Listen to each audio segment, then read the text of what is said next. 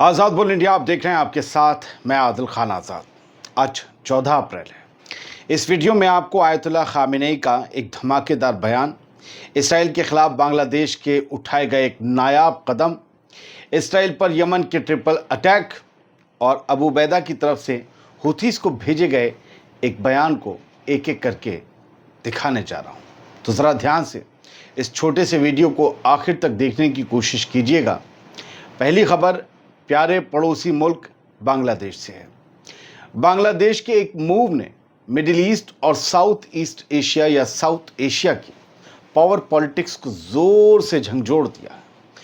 बांग्लादेश के पासपोर्ट में एक लाइन वापस ऐड कर दी गई है, पासपोर्ट के ऊपर एक लाइन वापस लिख दी गई है, लेकिन असल में ये जियो पॉलिटिक्स का फुल स्टॉप है।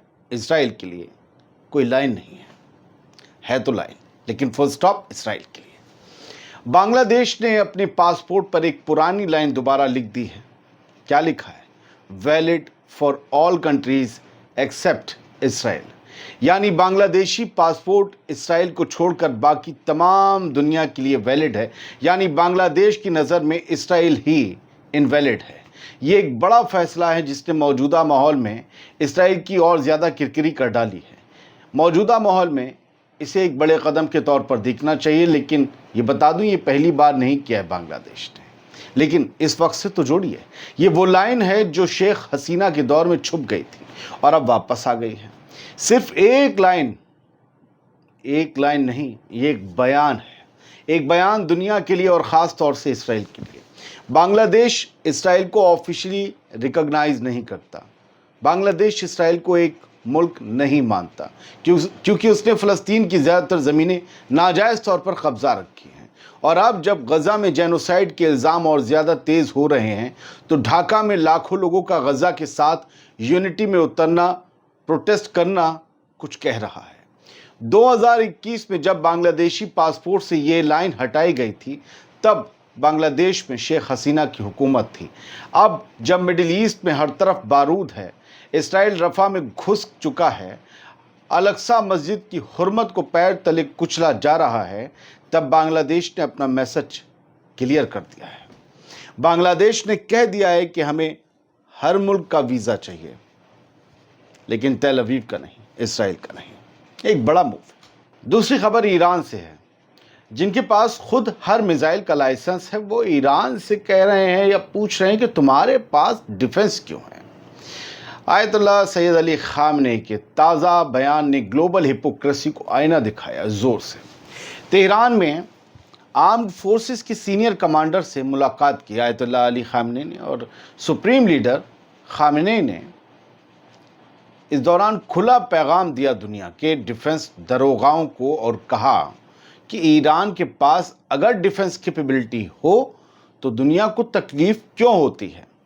जो खुद ड्रोन्स, न्यूक्लियर बम और सैंक्शंस के बादशाह हैं वो हमें कह रहे हैं कि सिर्फ ढाल रख लो, तलवार नहीं, तलवार हमारे हवाले कर दो। अबे ये क्या बात हुई? गन्ने दे रहे हो, दांत तोड़ दे रहे हो, ऐसे कैसे चलेगा?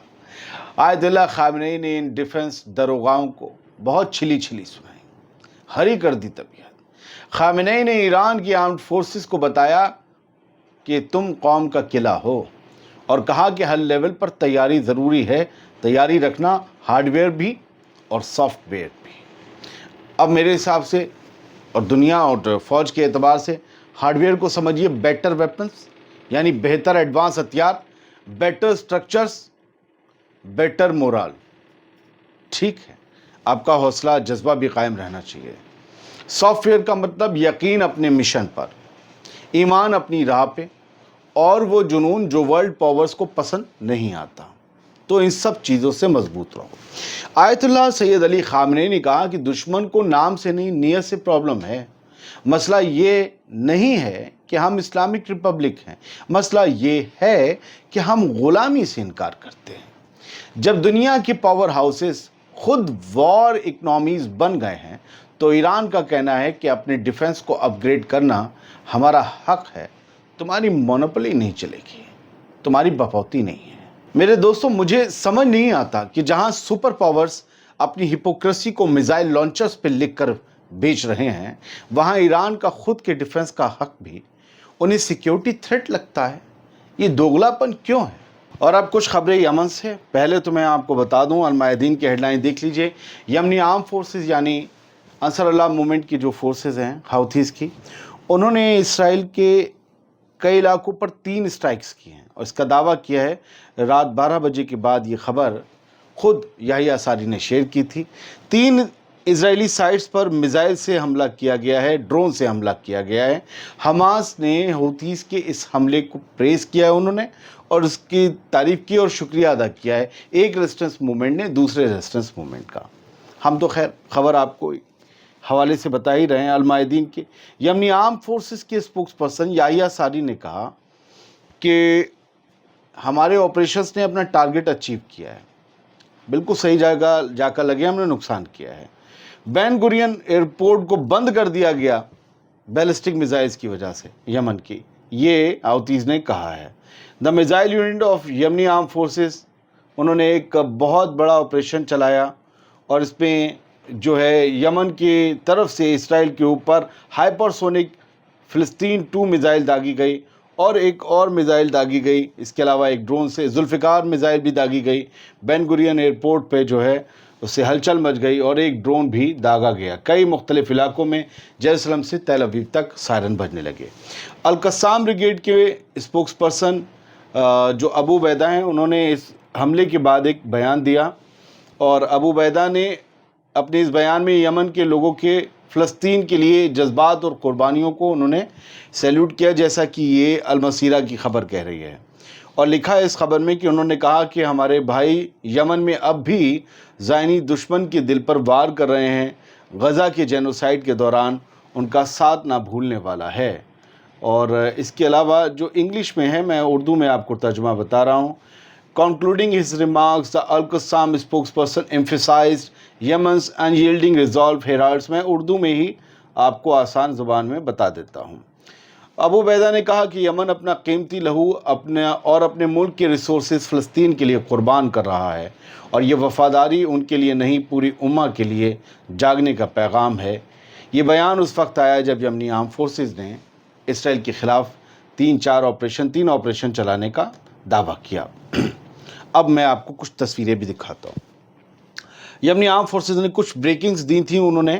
یہ یمن کی حوتھیز کا ہی ویب سائٹ ہے، چینل ہے المسیرہ، تو اسی کے حوالے سے بتا رہا ہوں کیونکہ خبر تو جو کر رہا ہے وہ اپنے ہی چینل پہ دے گا نا. The 2 operations caused panic and confusion among the settlers and forced millions of them into shelters. انہوں نے کہا کہ یمن کی آرم فورسز کی طرف سے کہ ہم نے 2 آپریشن چلائے اسرائیل کے خلاف اور اتنا پینک، اتنا کنفیوژن، اتنا ڈر تھا سیٹلرز میں کہ لاکھوں لوگ جا کر شیلٹرز میں پناہ لینے کو مجبور ہو گئے ہماری میزائلوں سے سائرن اسرائیل میں بجتے ہی. دوسرا انہوں نے بریکنگ دی کہ اسرائیلی انیمی آرمی ناؤ، یہ بریکنگ میں خبر چھاپ دیتے ہیں، 2 لائن میں خبر کر دیتے ہیں. Israeli enemy army now says only 1 missile from Yemen not 2 and no confirm interception. میں آپ کو بتا دوں اسرائیلی اخباروں نے کہا کہ ہم نے یمن کی طرف سے آئی ایک میزائل کو انٹرسیپٹ کر لیا. اب یحییٰ ساری کہہ رہے ہیں کہ 2 میزائل تھی، تو دوسری میزائل کہاں لگی، کہاں گئی؟ وہ اسے انٹرسیپٹ نہیں کی جا سکی.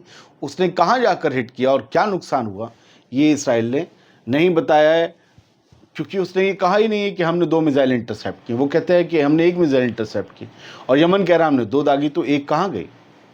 اسرائیلی اینمی میڈیا کے یہ کر کے المسیرہ لکھتا ہے کہ بین گورین ایئرپورٹ 2 میزائل داغتے ہی بند کر دیا گیا.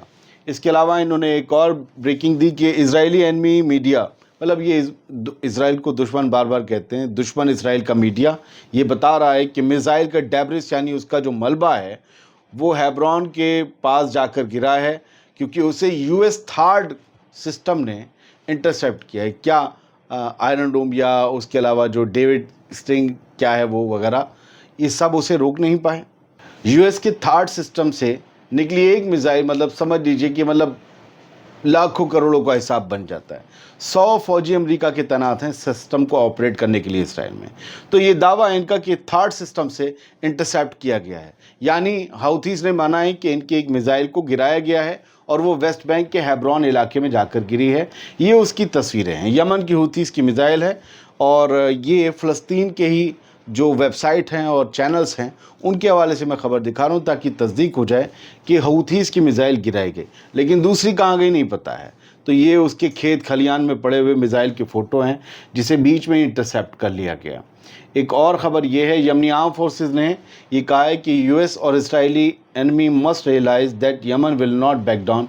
मतलब इन्होंने फिर से कहा है कि अमेरिका और इसराइल दोनों हमारे दुश्मन ये जान लें कि आप लोगों के हमले या आप लोगों की कोई भी हरकत हमें गज़ा और गज़ा के लोगों का, फ़लस्तीनियों का सपोर्ट करने से नहीं रोक सकती। ये इनके दावे थे। मैंने जहाँ तक खबर पढ़ी मैं आपको आगे डिटेल और ख़बर दूंगा कि रात भर कई स्ट्राइक्स की हैं अमेरिका ने यमन के कई इलाकों पर और कुछ लोगों के मारे जाने और बड़ी तादाद में ज़ख्मी होने की खबर है। कुछ अभी रिपोर्ट्स हैं मेरे पास, कुछ और आ रही हैं। तो जब एक फ़िगर हो जाएगी कंप्लीट, तब हम आपको उसके बारे में कुछ डिटेल खबर दे पाएंगे। अमेरिका के हमले जारी हैं और हूथीज़ भी लगातार हमले कर रहे हैं। हमने आपको साफ गोई से पूरे फैक्ट के साथ और जो जिसके भी न्यूज़पेपर और वेबसाइट्स हैं उन्हीं के हवाले से ख़बर आपको दिखा दी। उम्मीद ये करते हैं कि आपके लिए ईजी रही होगी समझना। अगर कोई शिकायत हो तो बता दीजिएगा। बहुत बहुत शुक्रिया। सलामत रहिए, खुश रहिए।